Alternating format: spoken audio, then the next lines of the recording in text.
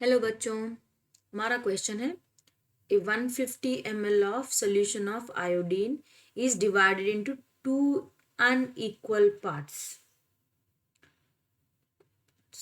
First part reacts with hypo solution जो कि sodium thiosulphate solution है in acid medium. 50 ml of 0.4 molar hypo solution was consumed. Second part was added with 100 ml of 0.3 molar sodium hydroxide solution.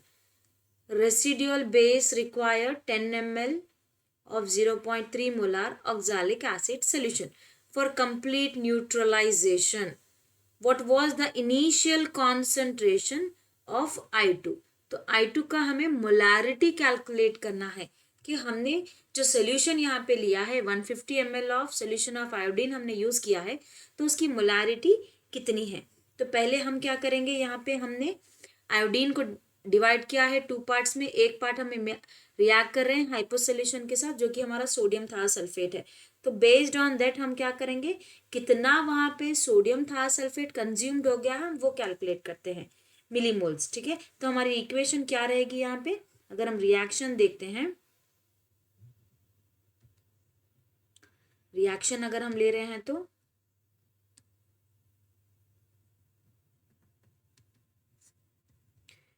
Reaction हमने यहाँ पे लिया है iodine. Iodine को react कर रहे हैं हाइपो सोल्यूशन जो कि Na2H2O3 है. फॉर्म क्या हो रहा है यहाँ पे, सोडियम आयोडाइड प्लस Na2S4O6, ये फॉर्म हो जाएगा. अब हम यहाँ पे देख रहे हैं इक्वेशन में हमारे पास 2 आयोडीन है तो हम यहाँ पे 2 रख देते हैं. 2 2 ये 4 है तो यहाँ पे 2 रख देते हैं. इक्वेशन बैलेंस हो गई. इसे रखते हैं इक्वेशन 1.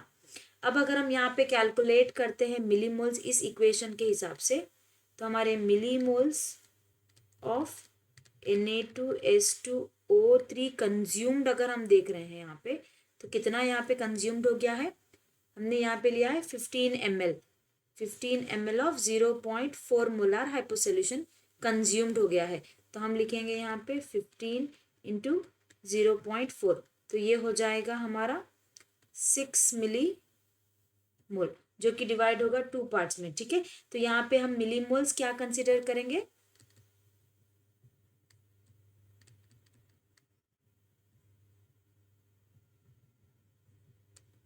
3 मिलीमोल्स हम यहाँ पे कंसीडर करेंगे. ठीक है, अब देखते हैं ये हम आयोडीन को ट्रीट कर रहे हैं फिर से. अगर यहाँ पे देखते हैं तो second part was added with 100 ml of 0.3 molar sodium hydroxide solution.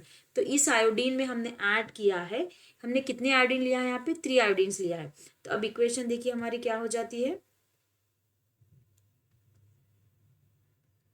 3 iodine molecule को हमने रिएक्ट किया है सोडियम हाइड्रोक्साइड के साथ. तो यहाँ पे फॉर्म क्या हो जाएगा, sodium iodide plus sodium iodate plus H2O हो जाएगा. ठीक है, तो हम इक्वेशन को बैलेंस करते हैं. 3 2 6 है तो ये 5 हो जाता है, ये 1 रहेगा. तो हम यहाँ क्या करेंगे, 6 NaOH लिख देते हैं. ठीक है, 3H2.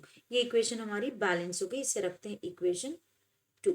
अब अगर हम यहाँ पे देखते हैं millimoles of iodine reacted with sodium hydroxide, अगर हम यहाँ पे कंसिडर करते हैं,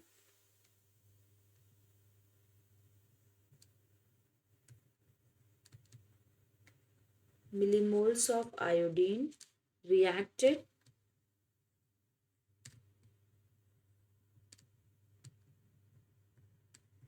NaOH, तो ये हो जाता है हमारा 30. हमने यहाँ पे लिया है 2 moles into 3 divided by 2 moles, तो ये हो जाएगा हमारा 6 26 2 1 2, तो ये हो जाता है 12 मिलीमोल. ठीक है, इक्वेशन 2 के लिए. अब हम टोटल आयोडीन कंज्यूम्ड रिएक्शन में कितना हुआ है वो कैलकुलेट करेंगे. तो वो कैसे कैलकुलेट करेंगे, हमने दोनों यहाँ पे कंसिडर कर लिया है. कंसिडर करते हैं total of iodine, total millimoles of iodine लिखिए, आयोडीन कंज्यूम्ड इन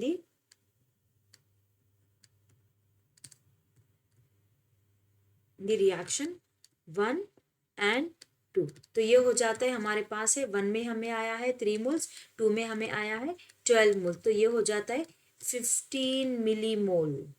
ठीक है, अब हम कैलकुलेट करते हैं मोलारिटी। तो मोलारिटी अगर हम देख रहे हैं, मोलारिटी क्या है, number of moles by volume. Number of moles हमने यहाँ पे कैलकुलेट कर लिया है, तो हम कैलकुलेट कर रहे हैं मोलारिटी ऑफ आयोडीन। मिलीमोल्स हमें आए हैं 15, वॉल्यूम यहाँ पे क्वेश्चन में दिया गया है 150 ml, तो ये हो जाता है 15 × 10, 1/10 is nothing but like 0.1 molar. तो आयोडीन जो सोल्यूशन यहाँ पे यूज हुआ है उसका कॉन्सेंट्रेशन 0.1 मोलार है।